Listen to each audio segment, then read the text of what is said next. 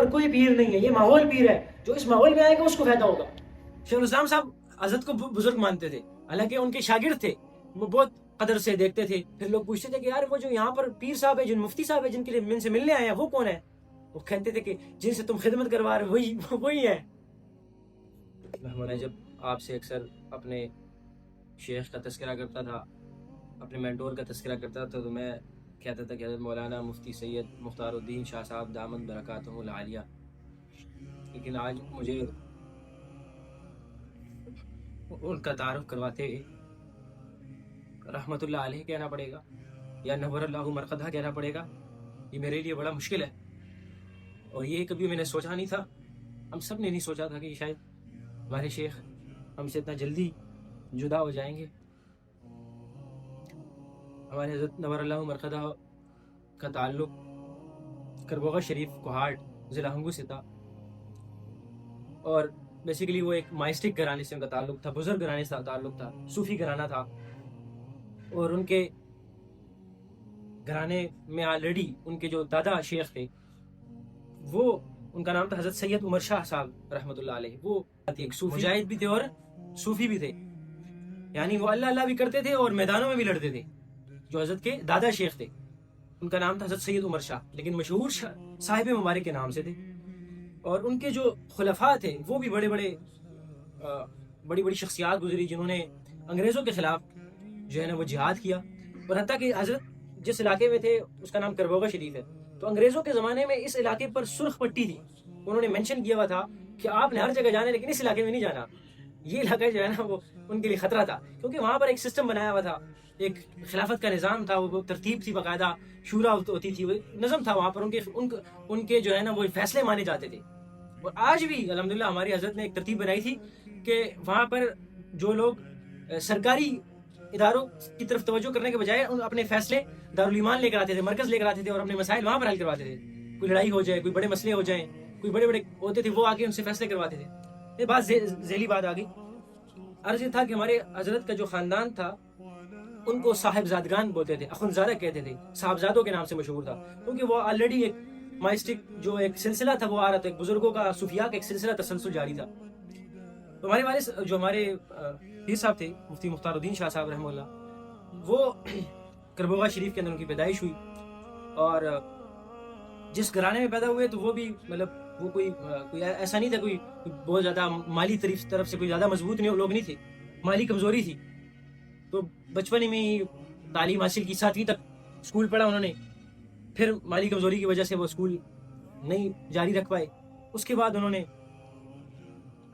جب جوانی کا عمر ہوئی تھوڑی تو پھر سفر کرنا پڑا، اور قطر کے لیے روانہ ہو گئے سفر کے لیے۔ جب کہتے ہیں کہ قطر روانہ ہوئے تو والد ماجد نے کہتے ہیں کہ 400 روپے دیے تھے، اور ان کے کپڑوں پر پیوند لگے ہوئے تھے۔ یہ جو واقعہ جو انہوں نے لکھا ہے، یہ حضرت کی کتاب، حضرت کے بارے میں کتاب لکھی ہے، اس کا نام ہے بانی تحریک ایمان و تقویٰ، مفتی زین صاحب نے لکھی ہے۔ یہ انہوں نے خود نہیں لکھا، ان کی کوئی ڈائریز تھی، وہ کوئی ڈائریز وغیرہ لکھتے ہیں، تو ان ڈائریز سے وہ پتہ لگا کہ یہ چیزیں واقعات وہ سامنے آ گئی، مطلب کوئی اپنی زندگی میں ہوئی تو نہیں پتا تھا میں نے اس طرح کیا اور میں نے اس طرح کیا، بہرحال وہ ڈائریز سے پتہ لگا کہ اس طرح کے حضرت کے ساتھ یہ واقعات ہوئے ہیں۔ پہلے اگر آپ اس کی تفصیل پڑھنا چاہیں تو وہ آپ پڑھ سکتے ہیں اس کتاب سے۔ تو حضرت وہاں سے قطر کے لیے روانہ ہوئے، قطر گئے، وہاں پر وہ آلریڈی مشہور تھے صاحبزادگان کے حوالے سے کہ یہ لوگ صاحبزادے ہیں، تو لوگ صاحبزادوں کی بڑا خیال کرتے تھے، سید زادی جس طرح ہم کہتے ہیں، سیدوں کا بڑا خیال کرتے ہیں لوگ، تو ان کا بڑا خیال رکھا جاتا تھا، اور وہاں پر لوگ نا ان کی ویسے ہی ذرا ان کے لیے پیسے اکٹھے کر کے نا ذرا چندہ وغیرہ کرتے تھے، تو حضرت نے جا کے فوراً منع کر دیا کہ مجھے چندے کی ضرورت نہیں ہے، اور وہاں پر اپنی مزدوری شروع کر دی اور سریے کا کام کیا، انتہائی سخت کام ہے سریے کا کام کرنا، حضرت نے سریے کا کام کیے۔ پھر اور حضرت فرماتے ہیں کہ میں نے تو بچپن میں یہ جو 6 نمبر ہوتے ہیں تبلیغ کے وہ یاد کر لیے تھے، تو جو حضرت شیخ کے جو ہمارے شیخ کے جو شیخ تھے حضرت مولانا زکریا رحمہ اللہ، ان کے ساتھ ایسی مناسبت سی ہو گئی تھی، ان کو دیکھا نہیں تھا، صرف ان کے بارے میں تبلیغ کے بارے میں تھوڑا پتا تھا، اور ان کے 6 نمبر یاد تھے تبلیغ کے، تو حضرت وہاں پر چلے گئے، تو وہاں سے حضرت قطر سے پھر حضرت نے سفر کیا مدینہ منورہ کا، تو وہاں پر حضرت کی کسی طریقے سے ملاقات ہو گئی، وہ تفصیل کتابوں میں موجود ہے کہ حضرت مولانا زکریا کاندھلوی رحمہ اللہ جنہوں نے یہ جو کتاب نہیں لکھی فضائل اعمال کی کتاب ہے، یہ انہوں نے لکھی ہے، جو قرآن کے بعد سب سے زیادہ کتاب پڑھی جانے والی کتاب یہ فضائل اعمال ہے، پوری دنیا میں لوگ اس کو پڑھتے ہیں۔ بہرحال شیخ الحدیث مولانا زکریا رحمہ اللہ بہت بڑی شخصیت تھی، ان کی اگر ہم تفصیل پہ بات کرنا شروع کر دیں تو پھر وہ آج وہی صرف ٹاپک رہے گا. پہلے آپ سمجھے کہ بہت بڑی شخصیت تھی شیخ الحدیث مولانا زکریا رحمہ اللہ. وہ ہمارے حضرت کے پیر دادا تھے. ان سے ان کی ملاقات ہو گئی. پھر کچھ وہاں پر ان کی کہتے ہیں دوبارہ آئے تو بیعت بھی کر لی انہوں نے. پھر حضرت کی ایک اور موقع حج کے موقع پر دوبارہ ان سے ملاقات ہوئی تو کہتے ہیں کہ حضرت شیخ رحمہ اللہ جو تھے وہ اس طرح کرسی پہ بیٹھتے تھے اور لوگ آتے تھے ان کے ہاتھ سے مسافہ ہاتھ لگاتے تھے اور چلے جاتے تھے برکت کے لیے کہ یار بڑے لوگ ہیں, بزرگ علماء ہیں, بالکل آخری عمر تھی, تو لوگ آتے تھے ہاتھ لگاتے تھے اور چلے جاتے تھے. انہوں نے سر نیچے کیا ہوا تھا. تو کہتے ہیں جیسے حضرت آئے تو حضرت نے سلام کیا, حضرت سے کہا کہ کہاں سے آئے ہو, ان کو بٹھا لیا ساتھ, اور کہتے ہیں کہ وہاں پر ہی حضرت کو خلافت کی اجازت دے دی, ان کو وہیں پر خلافت دے دی. مطلب یہ بڑا کم ہوتا ہے کہ اتنا ایک دم بالکل بندے کو سٹارٹ میں خلافت دے دی جائے, اجازت دے دی جائے, بیعت کی اجازت دے دی جائے. تو ہمارے حضرت کو بہت ہی جلدی خلافت دے دی.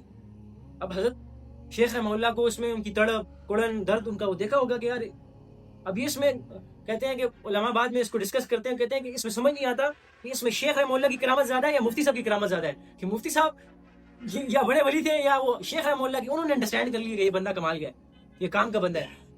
تو بہرحال حضرت نے ان سے بیعت ہو گئے. پھر قطر کے بعد وہاں پہ سے واپس آ گئے پاکستان تو انہوں نے حضرت چلے لگائے, 3 چلے لگائے, تبلیغ کے اندر وقت لگایا. اور پھر کہا کہ کہتے تھے کہ تبلیغ کے اندر بھی لکھا ہے انہوں نے کہ اس کے ساتھ وقت زیادہ گزارتے تھے کہ جو زیادہ اللہ والا ہو, جس کا تبلیغ میں زیادہ وقت لگا ہو, اس کے ساتھ کہتے ہیں میں کوشش کرتا تھا کہ زیادہ زیادہ ان سے چیزیں سیکھی جائیں. تو کہتے ہیں کہ حضرت کو جب بیعت ہو گئے تو بیعت کے بعد حضرت کو کہتے ہیں کہ شوق ہوا کہ دین بھی کی تعلیم بھی حاصل کی جائے. اور وہ اس لیے ہوا کہ کہتے ہیں کہ تاکہ پتہ لگے کہ حق کیا ہے, سچ کیا ہے. کیونکہ حضرت فرماتے تھے کہ مجھے سمجھ نہیں آتی تھی کہ ایسا نہ ہو جائے کہ مجھے دین کے نام پر بے دینی دے دے. نام دین کا ہو, لبادہ دین کا اوڑا ہو, جس سے میں اکثر آپ کو کہتا ہوں نا کہ شاپر ہوتے ہیں, نام تو اسکالر ہوتا ہے لیکن اندر سے شاپر ہوتا ہے بندہ. تو حضرت نے کہا کہ میں کہ ایسے بندے سے متاثر نہ ہو جو کہ غلط راہ میں بھٹک نہ جاؤں, تو وہ دینی علوم سیکھے کہ پتہ لگے کہ یہ جو علماء کے آپس میں اختلافات کیوں ہوتے ہیں, یہ اختلافی مسائل کیوں چھیڑے جاتے ہیں. تو اس تجسس نے, شوق نے, اور حضرت کے ساتھ جو بیعت کا تعلق تھا اس کے بعد حضرت نے درسی علوم حاصل کرنا شروع کر دی, پراپر مدرسے کی جو ترتیب سے وہاں پڑھنا شروع کر دیا. کچھ تو پہلے اپنے خاندان کے کچھ لوگوں سے پڑھا, اور کچھ کہتے ہیں کہ ہم نے جب قطر میں تھا تو قطر میں ہی کنز ایک کتاب ہے مشہور, مسائل کی کتاب ہے, تو وہ میں نے وہاں پر ایک مولانا صاحب تھے وہاں سے پڑھ لی, وہاں ان سے پڑھی, اور پھر پاکستان آ کے مدارس میں پاکستان کے تعلیم حاصل کرنی شروع کر دی. اور پھر تخصص فی الفقہ کے لیے یعنی مفتی کے بننے کے لیے حضرت شیخ الاسلام مفتی تقی عثمانی صاحب دامت برکاتہم العالیہ, اللہ ان کی عمر کو دراز فرمائے, ان کی شاگردی میں گئے اور وہاں پر وقت گزارا. تو حضرت لکھتے ہیں کہ میں نے مفتی تقی عثمانی صاحب کو تعصب سے بالاتر پایا, ان کے اندر کوئی تعصب نہیں تھا, اور تحقیقی نظر سے دیکھا ان کو, مطلب وہ تحقیقی نظر سے چیزوں کو دیکھتے تھے, مطلب ان کو اطمینان ہوا وہاں پر. اور کہیں میں نے سنا بھی تھا کسی سے کہ حضرت والا کو, ہمارے حضرت نور اللہ مرقدہ کو مفتی تقی عثمانی صاحب نے بہت جلدی فتوے کی اجازت دے دی تھی.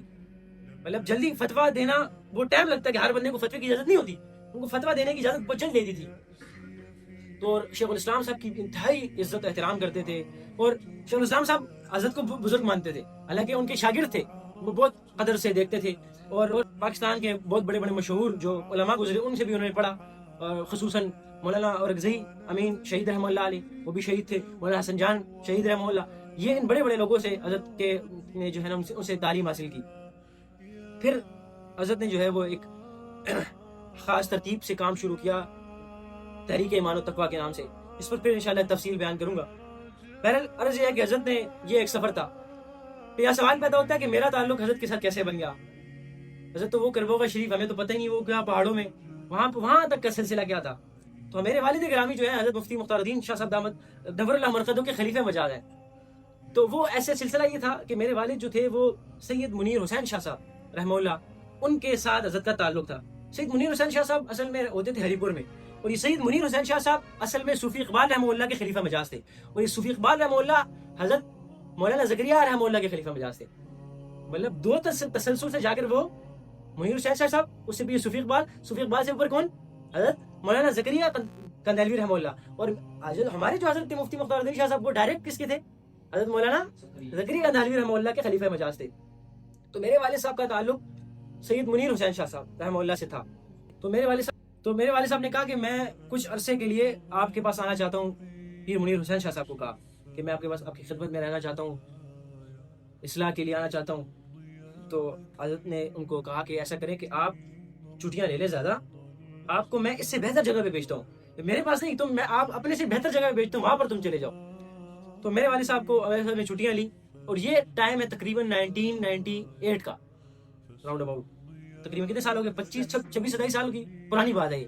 تو میرے والد صاحب کو حضرت سید منیر حسین شاہ رحمہ اللہ نے خط لکھا, خط لکھ کر دیا کہ آپ نے یہاں سے جانا ہے, یہاں سے جانا ہے, وہ پہلے پشاور جانا ہے, اور پشاور سے پھر ٹل کی گاڑی میں بیٹھ کے دوابا اترنا ہے, پھر دوابا سے آپ نے کربوغا شریف جانا ہے. تو میرے والد صاحب یہاں سے روانہ ہو گئے, اور اسی طرح وہاں پر پہنچ گئے. تو وہاں پر پہنچے تو وہ خط دے دیا ان کو. تو پہلے یہ جو جہاں پر ابھی مرکز ہے نا, جہاں پر مین, وہ مرکز وہاں پر نہیں تھا. حضرت یہاں پر نہیں ہوتے, حضرت گاؤں میں ہوتے تھے. جہاں جو حضرت کا گاؤں ہے وہاں پر حضرت نے کا حجرہ تھا, اور ساتھ چھوٹی سی مسجد تھی, وہاں پر ترتیبات ہوتی تھی. میرے والد صاحب وہاں پر چلے گئے. تو والد صاحب نے کہتے ہیں کہ والد صاحب فرماتے تھے, میں نے کل پرسوں رات کو پوچھا, کہتے ہیں کہ مجھ سے خط لیا, وہ پڑھا, کہتے ہیں پھر مجھے کہا کہ ڈرو نہیں, صحیح جگہ پہ آئے ہو. اس وقت کہتے ہیں کہ وہاں پر حضرت کے پاس چند گنے چنے لوگ تھے, اور کوئی زیادہ سے زیادہ 40 لوگ ہوں گے وہاں پر.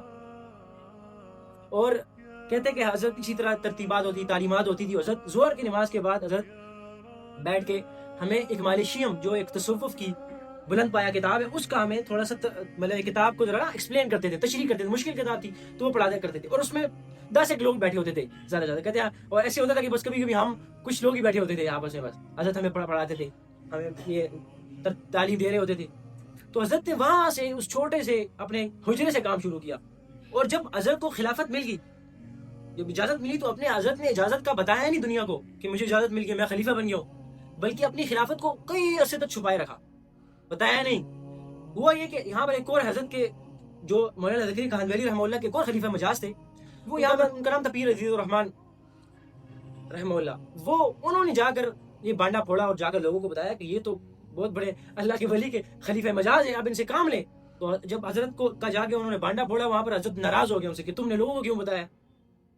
تو بہرحال یہ حضرت نے کی عاجزی تھی کہ اپنا نہیں بتایا کہ لوگوں کو کہ میں کچھ چیز ہوں یا میں کوئی خلیفہ مجاز ہوں کسی کا, بلکہ اپنے آپ کو چھپائے رکھا, آخر تک اپنے آپ کو دنیا سے چھپائے رکھا. اور سارا کچھ جو کام کیا حضرت نے, اسکرین اور میڈیا اور شور شرابوں ان سے سب دور ہے, پوری زندگی دور ہے. سب بعد میں والد صاحب نے تذکرہ کیا کہ آپ کا نام, مفتی صاحب اور شاہ صاحب بیٹھے ہوئے تھے. تو میں نے جا کر ان کو بتایا کہ جو شاہ صاحب سے مراد مولانا سید اللہ شاہ صاحب دامت برکاتہم العالیہ, جو حضرت کے اجل خلفاء میں سے زندہ ہیں, دارالایمان پشاور میں ہوتے ہیں, اللہ نے ان سے بہت کام لے رہے ہیں, اللہ تعالیٰ ان کو مزید عمر میں برکت عطا فرمائے. تو یہ دونوں بیٹھے ہوئے تھے. حضرت میرے والد صاحب نے جا کے بتایا کہ یاسر نام رکھا ہے ان کا. تو میرے مفتی صاحب نے کہا کہ نہیں, یہ نام ٹھیک نہیں ہے. تو شاہ صاحب نے کہا کہ یہ نام کیوں ٹھیک نہیں ہے. کہتے ہیں کہ یہ نام تو ٹھیک ہے, لیکن اس نام کے بندے نے کام ٹھیک نہیں کیا.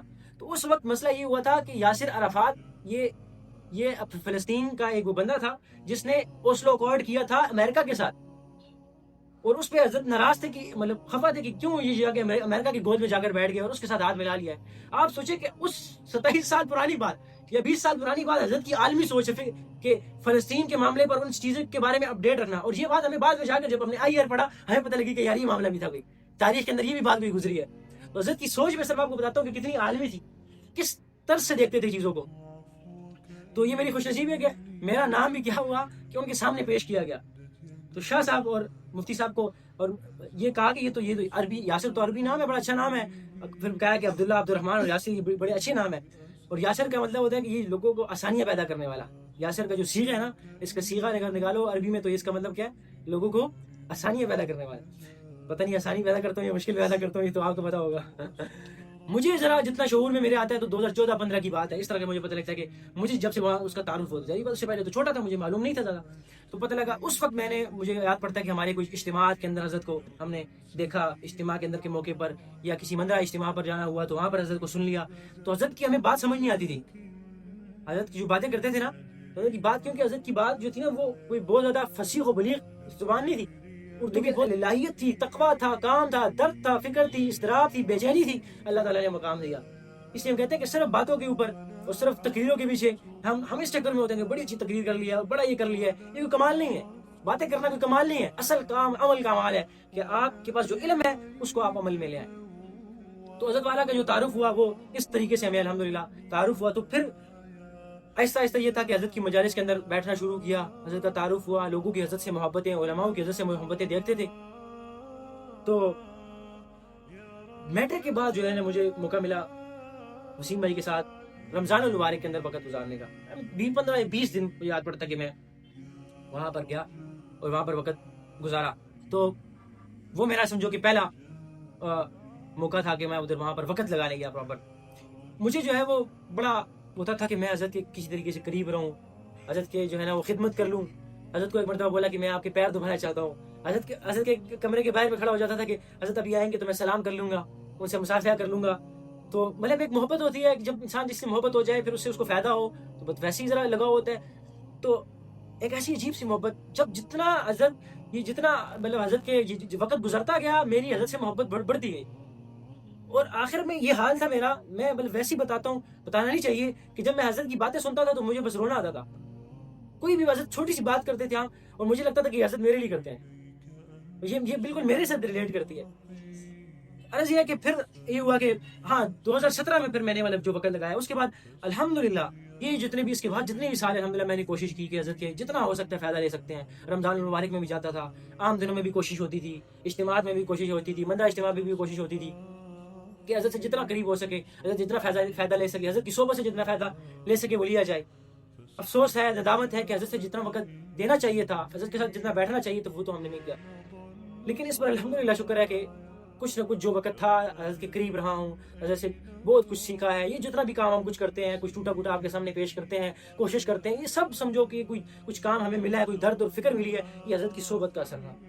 پھر حضرت کی محبتیں, حضرت کی شفقتیں, مطلب وہ ہم آپ کو بیان نہیں کر سکتے. کہ دیکھو کوئی بڑا ہو جاتا ہے تھوڑا سا تو پھر تو لوگوں کو ملتا نہیں ہے, لوگوں سے بات نہیں کرتا.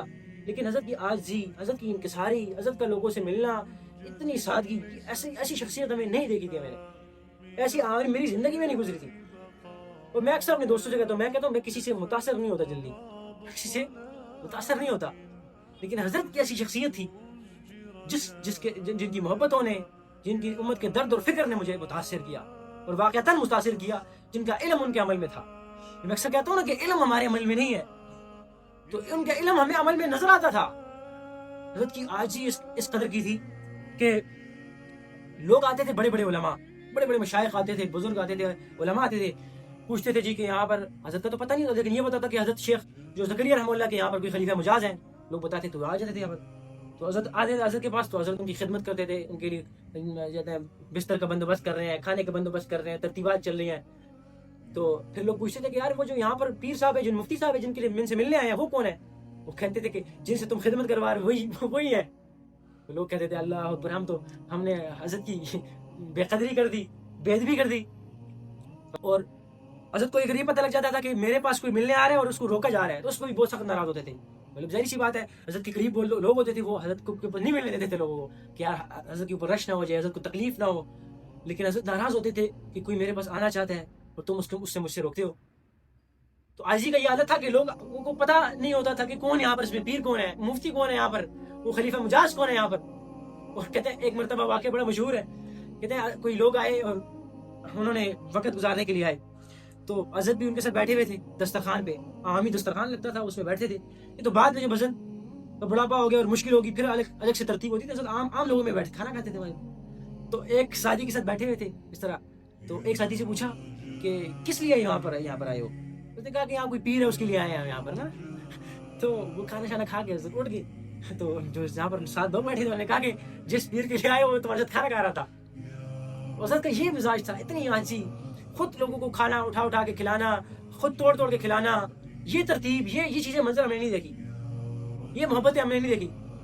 جب بھی ہم جاتے حضرت سے ملتے ہیں, حضرت ہم جب جاتے تو ہم حضرت کی جو واپسی ہوتی ہے ہم کہتے ہیں حضرت جی ہمیں اجازت چاہیے, ہم جانا چاہتے ہیں. تو فوراً کچھ نہ کچھ ہدیہ دیتے, لازمی. یہ صرف میرے ساتھ معاملہ نہیں تھا, جتنے لوگ آتے تھے حضرت ان کو کچھ نہ کچھ ہدیہ دیتے تھے. کئی مرتبہ بہت سی چیزیں مجھے دیں. ایک مرتبہ پوچھا کب جاؤ گے, میں نے کہا بس حضرت جی نکلنا ہے. فوراً کچھ چیز ہوئی, اٹھا کے کچھ ہاتھ میں کوئی تسبیح ہوئی, کوئی جو ہے نا کوئی خوشبو ہوئی, وہ دے دی. اس طرح کی چیزیں دیتے تھے. اور 2017 کا جو اعتکاف تھا اس میں ہم گئے تھے, تو اس میں تینوں بھائیوں کو اس وقت حضرت نے 400 روپئے دی تھی. اس زمانے کی بات کر رہا ہوں, 2017 کی بات ہے. تو وہ میں نے 217-18 مجھ سے غلطی نہ ہو جائے وہ، بلکہ میرے پاس وہ کچھ 2 نوٹ رہ بھی گئے تھے، اللہ کرے وہ مل جائے. میں نے حضرت کو لکھا بھی تھا، اسی میں نے لکھ دیا تھا کہ حضرت یاسر کو اعتکاف میں 2017 میں اعتکاف میں بلا کر حضرت نے یہ پیسے دیے، تو میں نے برکت کے لیے رکھ دیے کہتے کہ چلو حضرت کی ایک نسبت ہمارے پاس رہ جائے. نہیں ہے تو حضرت نے مجھے 20,000 روپے دی تھی. یہ پچھلے سال کی بات بتا رہا ہوں. اب آپ دیکھو کہ وہ پیر تھے جو لوگوں کو دیتے تھے. پیروں کے تمہارے بارے میں کیا مشہور تھے کہ پیر کیا کرتے ہیں؟ لیتے ہیں. ہمارے خرق و پوشوں سے ارادت ہو تو دیکھ ان کو، یہ دے بیزا لیے بیٹھے ہیں اپنے آستینوں میں. یہ تو ایسی شخصیات ہوتی ہے کہ اپنے آپ کو چھپایا ہوا تھا. خرقہ پوش لوگ ہیں، بتاتے نہیں تھے کہ ہم کچھ چیز ہیں. اور معمولات حضرت کے جو تھے، مجاہدات جو حضرت کے تھے، رات کو مسلسل گرمی ہو یا سردی ہو 2 بجے تہجد کے لیے اٹھتے تھے. آخری بیان کے اندر حضرت مولانا سید اللہ شاہ صاحب برکاتہ العالیہ ان کا بیان تھا. تو وہ کہنے لگے کہ ایک مرتبہ میرا پیٹ خراب تھا تو میں نے 2 بجے سے تھوڑا پہلے اٹھ گیا، غلطی سے میں پہلے اٹھ گیا. تو مفتی صاحب نے مجھے دیکھ لیا. مفتی صاحب نے کہا کہ اچھا تم مجھ سے پہلے بھی اٹھتے ہو. کہا کہ میں بھی اسی ٹائم اٹھوں گا. تو حضرت مولانا سید اللہ شاہ صاحب سے بہت زیادہ محبت اور پیار کرتے تھے، اور اللہ تعالیٰ اللہ والوں کے پاس لوگ چلے جاتے ہیں. لیکن آپ دیکھیں کہ حضرت پوری دنیا سے کٹ کے ایسی جگہ پہ بیٹھے تھے، نہ وہاں پر سگنل کے بھی مسائل ہیں، وہاں پر کوئی کاروباری جگہ بھی نہیں ہے، وہاں پر کوئی ایسا بھی نہیں ہے کہ وہاں پر کوئی جگہ آپ کو کوئی سیر سپاٹا ہو جائے گا، کوئی ایسی چیز نہیں ہے. لیکن پوری دنیا سے لوگ آ رہے ہوتے تھے کربوگا شریف. صرف پہاڑوں کے درمیان کچھ ایسی جگہ تھی، بس وہاں کیا تھا، اللہ والے بیٹھے تھے، اللہ کرتے تھے. حضرت اللہ نے ایک ماحول بنایا تھا اور حضرت وہاں پر بیٹھ کے اللہ کرتے تھے. لوگوں کا تزکیہ کرتے تھے، لوگوں کے دلوں کا تزکیہ کرتے تھے. اور ایک مشہور مقولہ ہے کہ جو اللہ والے ہوتے ہیں یہ دلوں کے طبیب ہوتے ہیں، دلوں کے طبیب ہوتے ہیں. کہ ان دلوں کو بیماریاں لگتی ہیں، حسد، بغض، کینہ، تکبر. جب یہ اللہ والے چلے جاتے ہیں تو یہ دلوں کی بیماریاں طویل ہو جاتی ہیں، یہ بڑھ جاتی ہیں معاشرے کے اندر. تو آج آپ خود دیکھیں کہ یہ دلوں کی بیماریاں کتنی زیادہ ہو گئی ہیں. ہمارے معاشرے میں حسد ہے، ہمارے معاشرے میں بغض ہے، کینہ ہے، تکبر ہے، لڑائی جھگڑے ہیں، فساد ہے. تو یہ جو اللہ والے ہوتے ہیں یہ ان چیزوں کے اسپیشلسٹ ہوتے ہیں. جس طرح ایکسپرٹ ہوتے ہیں نا، ایک باڈی پارٹ کا ایکسپرٹ ہوتا ہے کہ ڈاکٹرز ہوتے ہیں نا، تو اس طرح یہ اللہ والے ان چیزوں کے ایکسپرٹس ہوتے ہیں. تو حضرت والا جو تھے نا، وہ ان کی جو شخصیت کے اندر سادگی، عاجزی، یہ غالب تھی. تو حضرت نے جب کام شروع کیا تو وہ چھوٹے سے جو گاؤں کی جو میں نے آپ کو بتایا مسجد جو تھی، حجرہ تھا، اس سے کام شروع کیا. پھر آہستہ آہستہ اللہ تعالیٰ نے وہاں پر بھی لوگ زیادہ آتے تھے تو پھر گاؤں سے باہر مرکز بنا دیا. اس کی پھر تعمیر شروع ہوئی. اور ان کے جو بیٹے مرتبہ خود عرض کر رہے تھے کہ جب یہ والد صاحب یہ مرکز بن رہا تھا تو یہ مفتی صاحب خود اس مرکز کی تعمیر میں حصہ لیتے تھے. اور حضرت کو سریے کا کام آتا تھا. میں نے جیسے آپ کو بتایا تھا کہ حضرت قطر میں سریے کا کام کرتے تھے، مزدوری کرتے تھے. تو کہتے ہیں کہ جب کام رات کو ختم ہوتا تھا تو ایک مزدور کی حالت میں اور حضرت مفتی صاحب کی حالت میں کوئی فرق نہیں ہوتا تھا. وہ اس درجے کی محنت اور جدوجہد اور مجاہدہ کرتے تھے. لوگ تو تھوڑے سے بڑے ہو جاتے، پانی اپنے لیے نہیں اٹھاتے، چھوٹا سا کام نہیں کرتے، یار میں تو بڑی خود چیز ہو گئی ہوں، میرے لیے خود کام کریں گے. تو حضرت نے مجاہدانہ زندگی گزاری ہے اور بہادری کی صفت ان پر غالب تھی. اور کہیں پر بھی ظلم ہو، کہیں پر بھی کوئی خلاف شرعی بات ہو، فوراً اس کو ٹوکتے تھے، فوراً اس کے خلاف بات کرتے تھے. اور حتیٰ کہ اس پاکستان کے جتنے بھی بڑے بڑے حکمران گزرے ہیں، حضرت والا نے ان سب کو خطوط بھیجے، سب کو متنبع کیا. ان سب کی کوئی غلط کام ہوتا تو اس کی طرف بتاتے تھے، متوجہ کرتے تھے. ہاں لیکن یہ سارا کچھ ہوتا رہا، لیکن حضرت اس کو دنیا میں ڈنڈورا نہیں پیٹا، لیکن خاموشی سے خطوط بھجواتے تھے. افغانستان سے لے کر عرب تک، عرب ممالک تک، اور آخر تک امت کو جوڑنے کے لیے اتحاد و اتفاق کا نعرہ لگاتے رہے. اور صرف نعرہ نہیں لگایا بلکہ اس کو امپلیمنٹ کر کے دکھایا کہ حضرت کے پاس ہر قسم کے لوگ بیٹھتے، ہر مختلف فکر کے لوگ بیٹھتے. حضرت کہتے تھے کہ امت کو ہم ایک کرنا ہے، امت کو نیک کرنا ہے، امت کو متحد کرنا ہے. حضرت مثال دیتے تھے کہ دیکھو جیسے ایک گاڑی ہے، اس کے پرزے پڑے ہوئے ہیں ایک جگہ پہ، سارے ہزاروں پرزے ہیں اس کے، لیکن اگر وہ پرزوں کو کٹا نہیں کیا جائے گا، ان کے اندر اعتماد نہیں پیدا کیا جائے گا، ان کو جوڑا نہیں جائے گا، تو اس سے کوئی فائدہ نہیں ہوگا دنیا کو. تو اس کو جوڑنا ہے، اس کے اندر ربط لے کر آنا ہے. تو کہتے ہیں کہ جتنے بھی کام ہو رہے ہیں، جہاد کا کام ہو رہا ہے، تصوف کا کام ہو رہا ہے، تبلیغ کا کام ہو رہا ہے، یہ سارے ہمارے اپنے کام ہیں. ان کے اندر تطبیق پیدا کرنی ہے، ان کو ملانا ہے، نہ کہ ایک کے اندر تقابل کی بھائی میں جو کام کر رہا ہوں بس یہ میرا کام ہے اور جو فلانا کام ہے غلط کام ہے. حضرت نے ان سب کو جوڑا. اور حضرت کا منظر ایسا ہوتا تھا جب حضرت کا بیان ہوتا تھا اجتماع کے موقع پر، سالانہ اجتماع کے موقع پر حضرت کا جو بیان ہوتا تھا تو اس بیان میں حضرت کی ایک عجیب سی کیفیت ہوتی تھی. اور حضرت کہتے تھے ہاتھ کھڑے کرواتے تھے کہ مجاہدین ہاتھ کھڑے کریں, مجاہد کہتے ڈرو نہیں, مجاہدین ہاتھ کھڑے کرو. پھر کہتے تھے تبلیغ والے ہاتھ کھڑے کرو, ساری تبلیغ ہاتھ کھڑے کرتے تھے. پھر کہتے تھے تصوف والے ہاتھ کھڑے کرو, تصوف والے ہاتھ کھڑے کرتے تھے. پھر کہتے تھے کہ مدرسے والے ہاتھ کھڑے کرو, مدرسے والے ہاتھ کھڑے کرتے تھے. کہ ایک بتانا چاہتے تھے کہ ہم امت کو اجتماعیت کی طرف لے کر آنا چاہتے ہیں. اور حضرت کی شخصیت ایسی تھی کہ جس پر امت کو اطمینان تھا, لوگ اکٹھے ہو گئے تھے ان کی شخصیت کے اوپر. جتنی جماعتیں ہیں, جتنی جمعیتیں ہیں, جتنی تحریکیں ہیں, وہ اپنے لوگوں کو حضرت کے پاس اصلاح کے لیے بھیجتے تھے, تربیت کے لیے ان کے پاس بھیجتے تھے. اور جب پوری دنیا نے کرونا کی زد میں آ کر ایک ایسا خوف و ہراس پیدا کر دیا تو حضرت نے اس کی شدید مخالفت کی. پوری دنیا ایک سائڈ پر تھی, حضرت ایک سائڈ پر تھی. مخالفت کی, اس حد درجے کی مخالفت کی, کہتے تھے کہ میرے سامنے کوئی ماسک پہن کر بھی نہ آئے. کہتے تھے کہ ٹھیک ہے ہو سکتا ہے کوئی بیماری بھی ہوگی, ہو سکتا ہے, لیکن یہ جو خوف ہراس پلایا ہوا ہے اس کے, اس خوف کے کہتے میں خلاف ہوں کہ ماسک پہنے ہوئے اور خوف ہراس ہے اور مسجدیں بند ہو رہی ہیں. پورا خانہ کعبہ بند ہو گیا, لیکن حضرت نے کربلا کا جو مرکز تھا اس کو بند نہیں ہونے دیا. لیکن آپ دیکھیں کہ حضرت نے کام شروع کیا. میں نے والد صاحب کو آپ کو تذکرہ کیا کہ 10 لوگ بیٹھے آمنے سامنے کام کر رہے ہیں, وہاں سے کام شروع کیا. اور یہ زمانہ بھی ہم نے دیکھا اپنی آنکھوں سے کہ ہزاروں کا مجمع ہے, مسجد میں جگہ نہیں مل رہی, مسجد سے باہر لوگ بیٹھے ہوئے ہیں. اور پھر جب آج جنازے کا موقع تھا, ایسا تھا کہ لوگوں نے 85% لوگوں نے جنازہ نہیں پڑھا, پہنچ نہیں پائے جنازے میں, اتنا رش تھا. ہنگور روڈ فل بند, دوابہ کالا جگہ فل بلاک تھی. لوگ پیدل وہاں سے آ رہے تھے, پہاڑیوں سے اتر کے وہاں پر پہنچنے کی کوشش کر رہے تھے. سنگل روڈ تھا, لوگ پہنچ نہیں پائے. یہ امت کا درد اور فکر تھا. ہمیں کیا سبق ملتا ہے؟ ہمیں سبق ملتا ہے کہ ہم وہ کام کریں جو ہمیں آخرت کے لیے فائدہ مند ہو.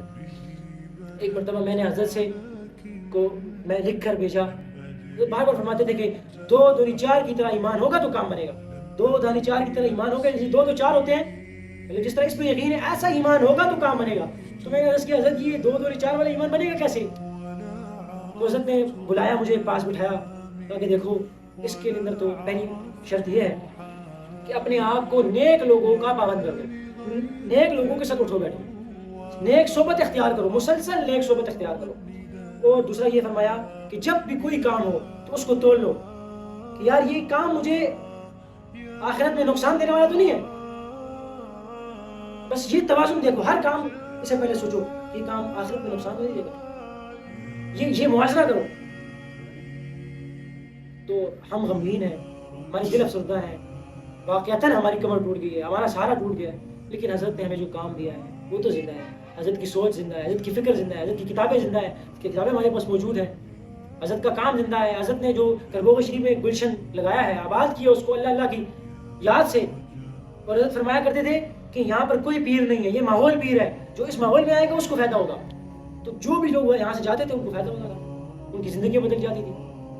تو ایک عرض تو یہ ہے کہ آپ کو جب موقع ملے چھٹیوں کے اندر, رمضان میں کوئی چھٹیاں موقع ہو تو آپ لازماً کچھ نہ کچھ اس جگہ پر اس ماحول میں گزاریں, تاکہ آپ دیکھیں ماحول کیسا ہے, زندگیاں کیسی بدلتی ہیں.